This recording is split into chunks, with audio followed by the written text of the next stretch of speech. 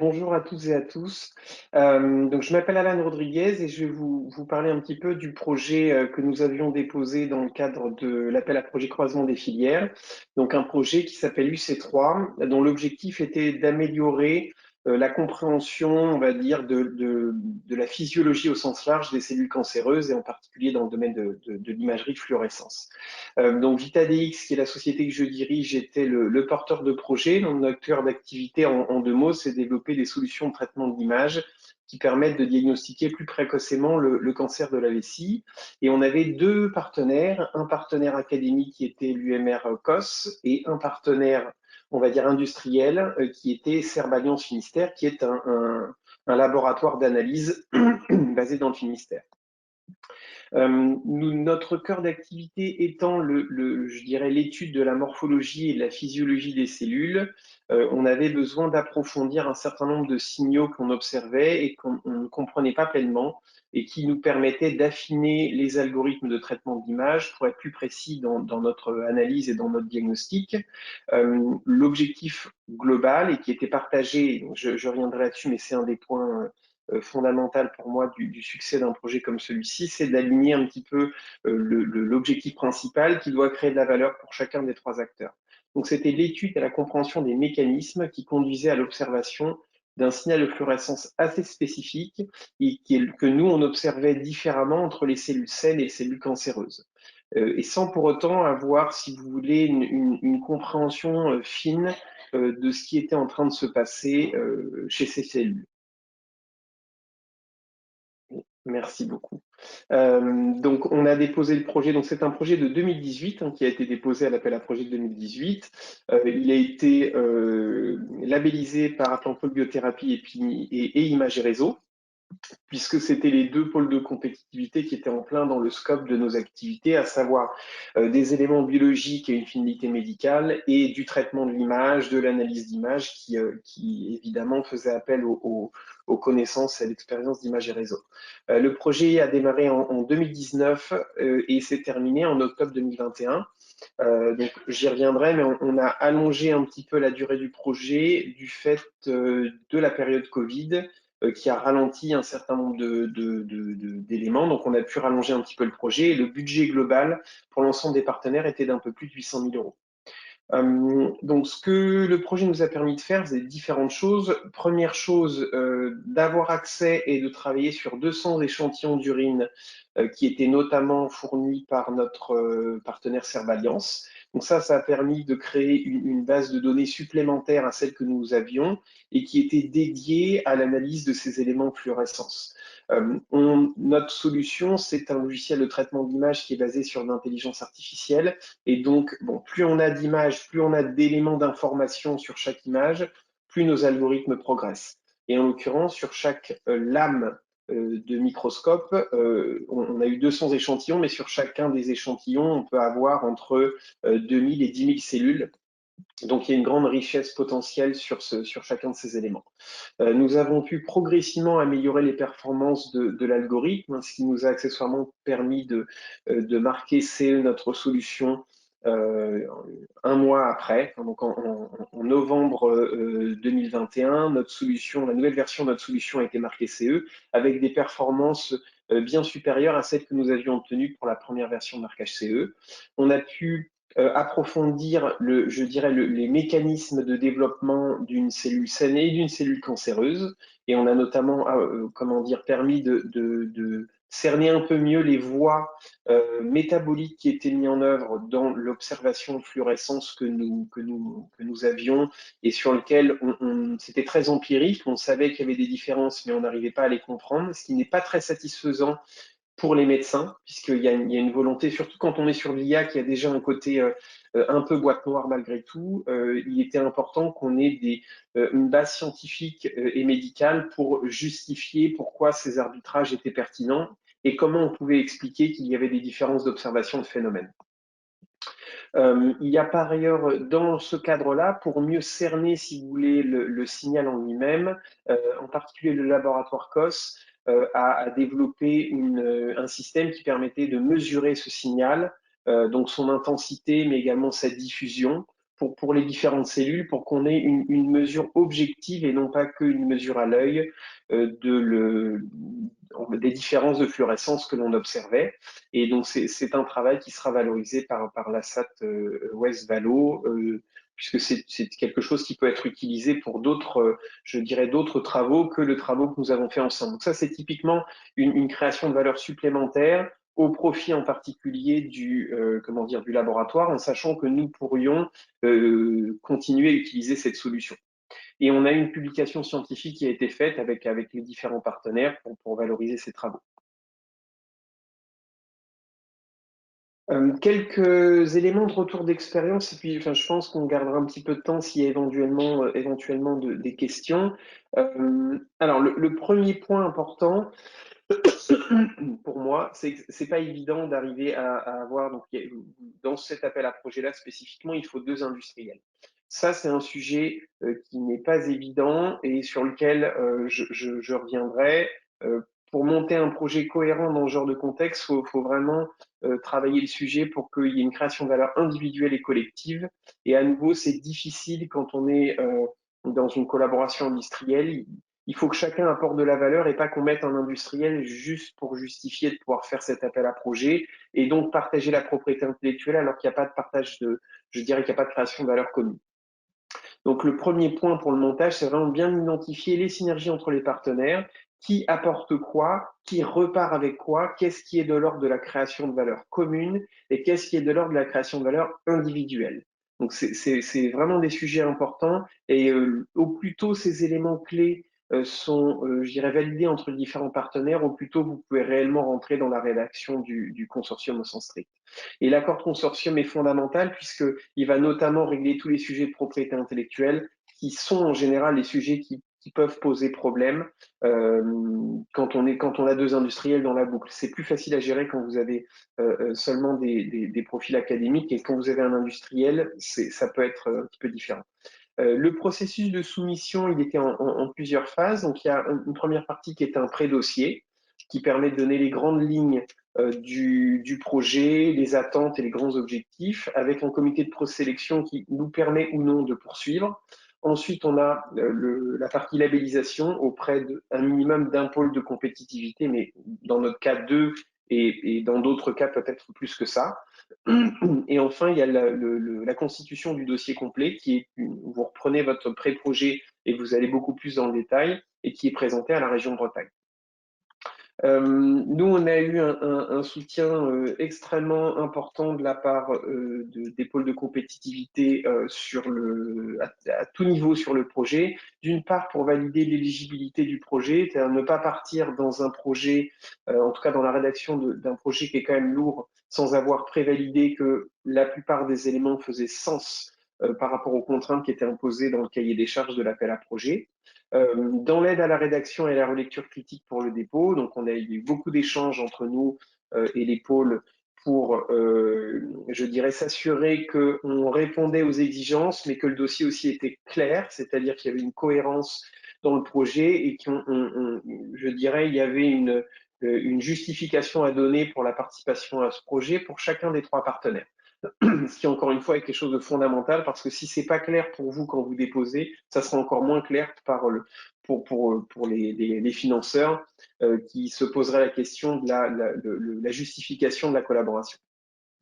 Ensuite, pour le suivi du projet et son cadencement, c'est-à-dire à travers des réunions régulières auxquelles était présent à minima un des pôles à chacune des réunions. Et ça, c'est important, en particulier pour une petite société comme la nôtre, d'avoir un garant du respect je dirais, du suivi du projet, des éléments administratifs et autres. On avait tout de même, nous, dédié une personne à ces aspects en interne, mais c'était un soutien important que de pouvoir s'assurer qu'on était bien je dirais, on respectait bien les timings, notamment parce que vous pouvez avoir des rapports intermédiaires à fournir, en particulier quand vous demandez une partie du financement, etc., enfin, dépendamment de vos souhaits de toucher ou non une partie du financement d'intermédiaire, très important. Et enfin, évidemment, pour l'aide à la rédaction du rapport définitif, ainsi que toutes les annexes. Donc ça, c'est des échanges également réguliers en particulier avec Charlotte, que je me permets de remercier au passage, de manière à rendre un dossier qui soit au niveau des exigences requises, et qui doit être cohérent entre les différents partenaires. Donc, il y a aussi vraiment la gestion de projet, faire en sorte que chacun des partenaires rédige dans un temps qui est cohérent entre chacun, et pas qu'on a perdu un partenaire au passage qui n'a pas commencé à rédiger, puisque ça bloquerait les éléments.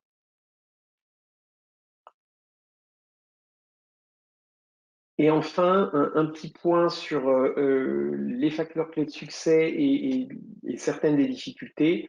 Je vais commencer par les facteurs clés de succès. Donc, un des points qui nous a beaucoup aidé, c'est d'avoir réellement une personne contact dédié, puisqu'il y a donc trois partenaires. On avait trois partenaires. Serba, c'est plusieurs milliers de personnes. Donc, il vous faut quelqu'un sur qui vous pouvez compter quand vous avez une question à poser aux partenaires, que ce soit de leur technique scientifique, administrative ou financière.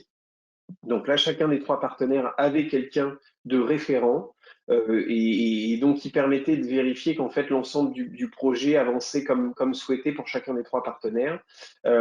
Ensuite, je parlais de rythme. Il faut qu'il y ait une obligation, entre guillemets, d'avoir des réunions régulières. Ça doit être accepté par tous les partenaires, parce que sinon, vous perdez très vite le fil. Et en particulier, il faut faire remonter les difficultés au moment où elles arrivent. On est sur des projets qui ont une teneur en R&D et en particulier en R qui est loin d'être négligeable. Donc il y a des bonnes surprises et il y a aussi des mauvaises surprises. Et c'est en lien avec mon troisième point. Il faut qu'il y ait une intelligence collective quand même parmi les partenaires pour être en capacité d'adapter le projet en fonction des résultats que l'on va obtenir au fil de l'eau. Il n'y a rien de garanti quand on part sur ce genre de projet. Nous, il y a des choses qu'on a abandonnées et des choses sur lesquelles on est allé plus loin. Et donc, il faut que l'ensemble des partenaires soient en capacité d'avoir je dirais cette prise de recul pour dire, OK, ben, cette voie-là, on avait trois voies potentielles, cette voie-là ne fonctionne pas, on passe sur la deuxième. Les difficultés à prendre en compte, ça va rebondir un petit peu sur l'un des points que je citais, qui est caractéristique de cet appel à projet-là, c'est le fait d'avoir deux partenaires industriels. Pourquoi est-ce que c'est compliqué, y compris pour une société comme la nôtre? Typiquement, nous, on estimait ne pas avoir besoin d'aide sur la partie développement algorithmique. On estimait avoir les compétences en interne. Donc je n'allais pas faire rentrer des gens, une autre société industrielle spécialisée dans le domaine, parce qu'on aurait été à deux à travailler. Il aurait fallu partager la propriété intellectuelle des résultats réalisés sur l'algorithme et donc sur le futur produit. Donc, il a fallu trouver un partenaire qui soit considéré comme industriel et qui crée de la valeur. C'est dans ce cadre-là qu'on est allé chercher Serba. Serba, il y avait plusieurs éléments qui justifiaient, je dirais, leur implication. Premièrement, ils ont le souhait je dirais, de faire participer leurs équipes à des projets de R&D pour maintenir leurs médecins éveillés vis-à-vis de ce qui se fait de nouveau. Donc ça, c'était un des points qui les a intéressés. Le cancer, c'est quand même un de leurs sujets principaux. Donc l'amélioration de la compréhension, je dirais, de la physiologie, de la morphologie cellulaire, ce sont des sujets qui les intéressent, aussi bien pour leur activité de biologie médicale que pour leur activité d'anatomopathologie, qui sont les deux grands profils de médecins qui sont présents au sein de Serballiance. Et ensuite, on avait, nous, des discussions assez avancées avec les laboratoires Serba, parce qu'ils souhaitaient pouvoir mettre en œuvre, on va dire, en priorité notre solution chez eux. Donc, ce que l'on a fait dans le contrat de consortium, c'est de leur laisser un droit de premier regard sur l'implémentation de notre solution au sein de leur laboratoire. Donc c'est ce genre de choses qui ont permis je dirais, de faire quelque chose de cohérent. Les laboratoires Serba, ce sont des industriels, ils font pas du social. Donc il faut qu'il y ait la création de valeur pour eux, puisque c'est un projet qui allait leur coûter quand même, qui est un investissement. Hein. Le taux de subvention n'est évidemment pas de 100%. Donc il y avait des ressources humaines de leur côté, il y avait une partie clinique pour récupérer les échantillons, de l'analyse complémentaire qu'on leur demandait sur les échantillons qui avaient été réalisés. Donc il y avait un certain nombre de contraintes et donc eux ont été motivés pour participer d'une part au niveau intellectuel pour, je dirais, participer à un projet de R&D et d'autre part axer le côté industriel avec une justification d'investissement liée au fait qu'ils seraient prioritaires sur la mise en œuvre de notre solution chez eux. Mais ça nous a pris beaucoup de temps pour arriver à trouver un montage crédible. Vitadrix aurait pu, par exemple, essayer de collaborer avec des fournisseurs de scanners, puisqu'on utilise pour passer de l'échantillon d'urine, c'est-à-dire la lame physique sur laquelle vous avez les cellules et une image, on utilise des systèmes de numérisation qui s'appellent des scanners de lame. Le souci, c'est que d'une part, la plupart de ces acteurs n'ont pas de R&D en France ni en Europe par ailleurs, donc c'était compliqué d'aller chercher une justification R&D. Or, ça reste des projets de R&D, hein, donc ça peut pas être juste un deal commercial d'un côté avec de l'apport de financement et pas de création de R&D pour le partenaire. Et d'autre part, ça nous liait entre guillemets ad vitam aeternam avec un fournisseur de scanner, parce que nos algos je dirais, ne sont pas capables de s'adapter aujourd'hui à tous les scanners sur le marché. Donc, il y a une adaptation algorithmique à faire dès qu'on passe sur un scanner. Et donc, le problème, c'est que de se lier à un acteur industriel aurait forcément demandé à ce qu'il y ait une forme d'exclusivité sur l'utilisation de leurs équipements, et ce à quoi on n'était c'était pas très favorable pour nous. Et la deuxième difficulté, l'ensemble des partenaires n'a pas nécessairement une habitude de faire des projets collaboratifs.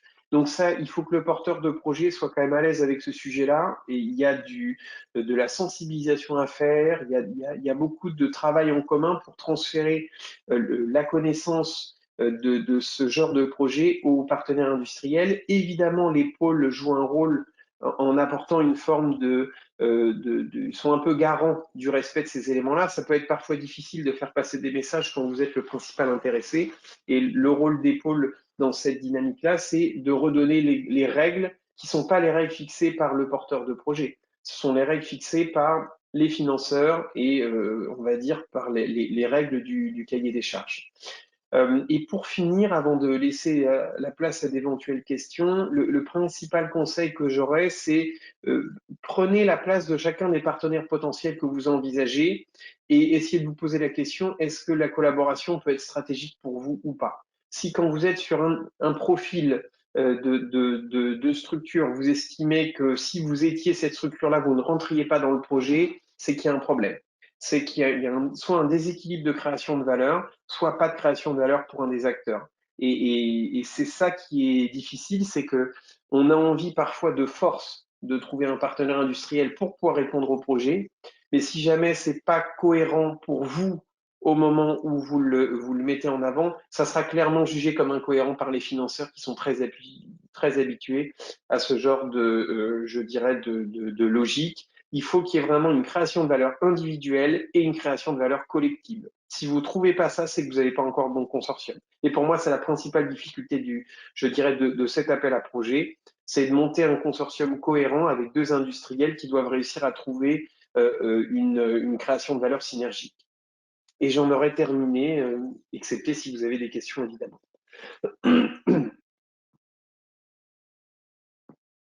Merci Alan. Bah, merci pour le témoignage très, très complet. En tout cas, il n'y a pas forcément de questions. C'était très concret aussi dans les pistes en tout cas de bonnes pratiques, on va dire, de projets collaboratifs. Si ce n'est une question, est-ce que du coup tu y retournerais à ce Ah oui, dispositif? tous les jours. Oui, bien sûr. Oui, alors, Bon, oui, non, la source de financement était quand même importante. Il faut quand même le rappeler, pour un appel à projet régional, on parle quand même de plusieurs centaines de milliers d'euros. Donc ça, c'est hyper significatif.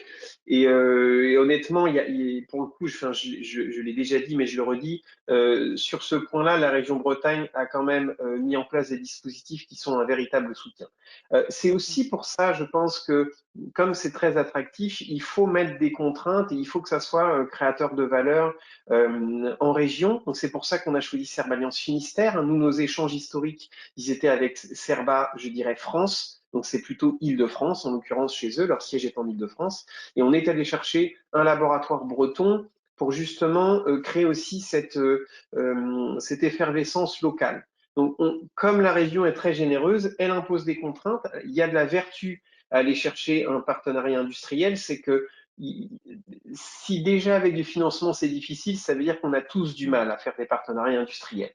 Donc, il faut plutôt le voir pour moi dans ce sens-là, c'est-à-dire de dire, j'ai parfois pensé à faire des partenariats industriels avec certains acteurs, mais on n'avait pas le financement. Et là, il y a un coup de pouce extrêmement puissant qui peut apporter par la région. Alors que parfois, dans les autres appels à projets, on peut avoir plutôt l'idée de se dire, on trouve l'appel à projet, on va voir ce qu'on y met dedans.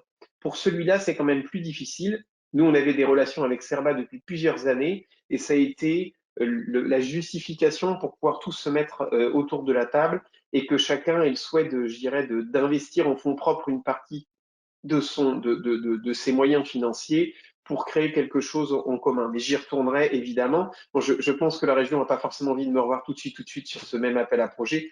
Donc je vais peut-être les laisser respirer un petit peu. Mais pour nous, on est très très content à la fois évidemment d'avoir été lauréat, mais de la réalisation du projet. Ça nous a fait beaucoup progresser. On a pu faire de l'appui scientifique, ce qui est aussi important pour une société comme la nôtre qui parfois c'est difficile de déposer seul je dirais des articles scientifiques. On dépose beaucoup d'articles cliniques, mais des articles scientifiques, c'est pas forcément évident. Et donc là, on avait, par l'intermédiaire du laboratoire COS, tout un soutien sur leur expertise dans la conduite de recherche et en gros la valorisation de cette recherche au niveau académique.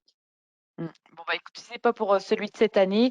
Le dispositif, enfin, sauf si je me trompe, a vocation à être pérennisé. Donc, pas de souci pour dans l'année prochaine ou Mais je ne sais avec quand. grand plaisir, j'ai plein d'idées, aucun Bon, problème. super. Bon, bah, merci en tout cas pour ton témoignage, Alan.